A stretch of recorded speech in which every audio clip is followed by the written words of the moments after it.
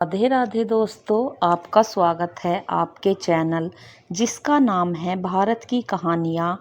आज हम आपको सुनाने जा रहे हैं एक कहानी जिसका नाम है माँ बेटे की एक मज़ेदार कहानी। माँ, बेटा और बहू तीनों डाइनिंग टेबल पर बैठकर खाना खा रहे होते हैं। खाना खाते खाते बेटा अपनी पत्नी से बोला, नीता, तुमने आज भी दाल रोटी ही बना दी। कम से कम खाना बनाने में तो आलस मत किया करो। अभी तो घर पर ही रहती हो, कुछ अच्छा ही तो बना लिया करो।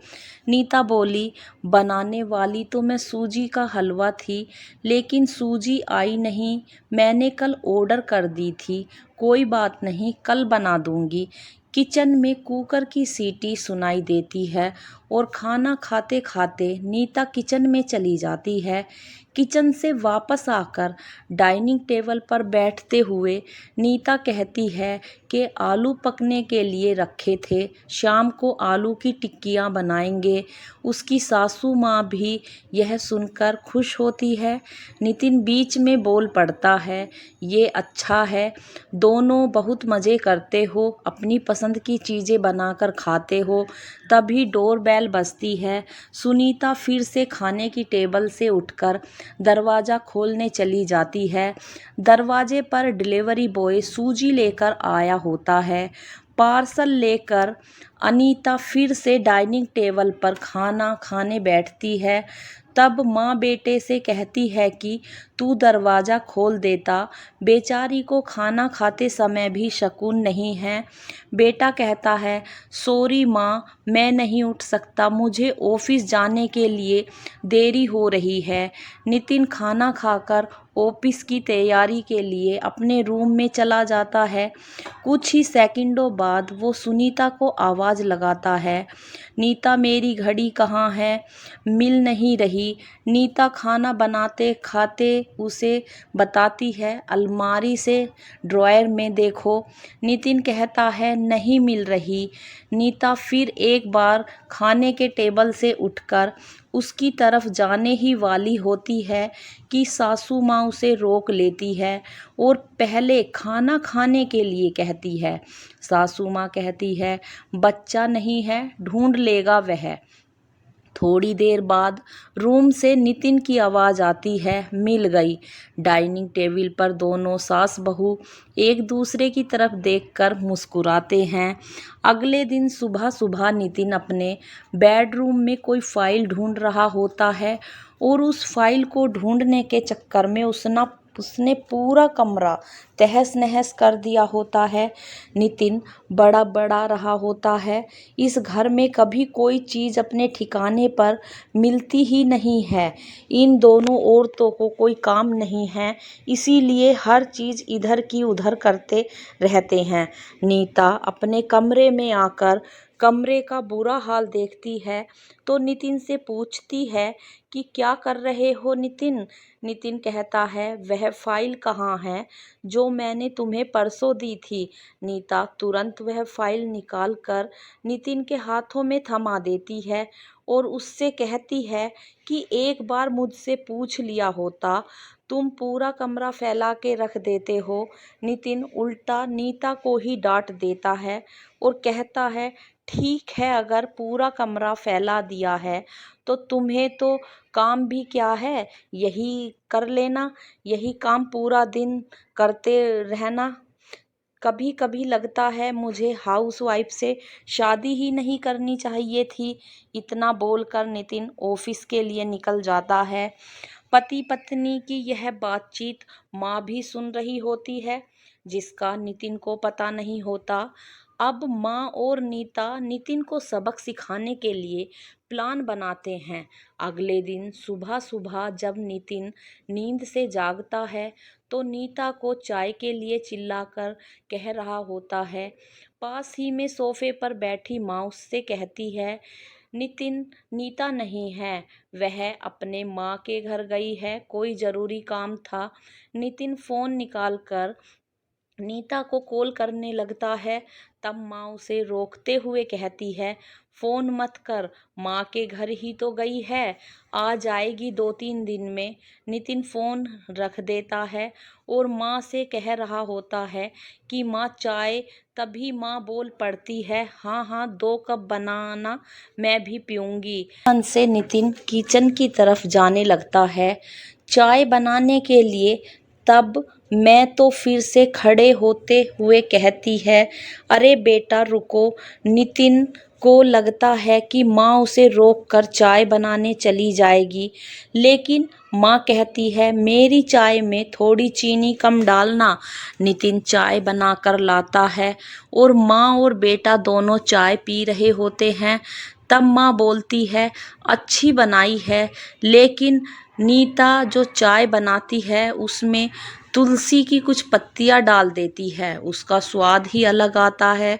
बेटा कोई नहीं, अगली बार जब तू चाय बनाएगा तो ध्यान रखना। नितिन माँ की तरफ देखते ही रह जाता है। थोड़ी देर बाद नितिन माँ से कहता है, माँ आज खाने में मटर पनीर। माँ फिर से नितिन की बात काटते हुए माँ कहती है, अरे वाह, आज मेरा बेटा मुझे मटर पनीर बनाकर खिलाएगा। अच्छा है, अच्छा है। काफ़ी दिनों से मटर पनीर खाने की इच्छा हो रही थी। नितिन कहता है, अरे माँ मैं तुम्हें मटर पनीर बनाने के लिए कह रहा था। माँ कहती है, नहीं मेरे बेटा, मेरे घुटनों में बहुत दर्द रहता है, मैं इतने घंटों तक किचन में नहीं खड़ी रह सकती। नितिन अपना फ़ोन निकाल कर रेस्टोरेंट से ऑर्डर करने लगता है। तब माँ उसे रोकते हुए कहती है, इस उम्र में मेरा पाचन अच्छा नहीं रहता बेटा, मुझे गैस हो जाती है और तुम मुझे बाहर का खाना खिलाना चाहते हो। तू तो अपनी माँ से प्यार करता ही नहीं। नितिन ना चाहते हुए भी घर का खाना बनाने के लिए किचन में चला जाता है। 1 घंटे बाद खाना बन के तैयार हो जाता है। नितिन 2 थाली में खाना परोसकर माँ के पास आता है। माँ देखती है कि नितिन ने दाल रोटी बनाई है। माँ नितिन से कहती है, अरे बेटा तू तो मटर पनीर बनाने वाला था ना। नितिन कहता है, माँ यह आसान था बनाने के लिए। माँ कहती है, नीता होती तो मुझे आज मटर पनीर बनाकर खिलाती। चलो कोई बात नहीं, मैं कहाँ हर दिन मटर पनीर खाती हूँ, आज भी दाल रोटी ही खा लूँगी। आ बैठ साथ में मिलकर खाते हैं। दोनों बैठकर खाना खाने लगते हैं। नितिन ने पहला निवाला मुंह में रखा ही होता है तो माँ उसे कहती है, अरे बेटा दाल में नमक थोड़ा कम है, जाकर ज़रा नमक लेकर आ। नितिन खाते खाते उठता है और किचन में जाकर नमक लेकर माँ को देता है, फिर अपना खाना खाने बैठता है। बीच में ही माँ खांसने लगती है और नितिन से कहती है, अरे बेटा खाना गले में अटक गया है, थोड़ा पानी लेकर आ। नितिन फिर से खाना खाते खाते उठता है और पानी लाकर माँ को देता है।